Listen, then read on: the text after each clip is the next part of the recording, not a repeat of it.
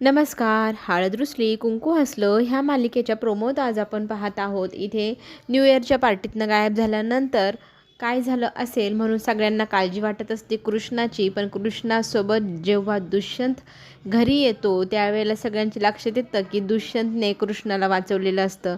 आणि सगळ्या घरासमोर इथे दुष्यंत सांगू लागतो की मी कृष्णाच्या पार प्रेमात बुडून गेलो आहे. मला कधी वाटलं नव्हतं मी ह्या मुलीवर इतकं प्रेम करेल, पण आज मी तिच्याशिवाय नाही जगू शकत अशी परिस्थिती झाली आहे. त्याचं चिखलाने भरलेला अवतार पाहून त्याच्या आईला तर मोठा शॉक बसतो आणि कृष्णाला नंतर छान प्रकारे आवरून दुष्यंत देतो, तिची काळजी घेतो. हे काही इथे कुणाला पाहावेनासं झालं आहे. त्यातच तिची बहीणही म्हणते की मी ह्या दोघांना कधीच एकत्र येऊ देणार नाही. तिने एक प्लॅन आखलेला आहे. सगळ्या प्लॅनवर आता इथे दुष्यंत आणि कृष्णाचं प्रेम पाणी फिरवणार. बाळजाबाईचा खरा चेहरा.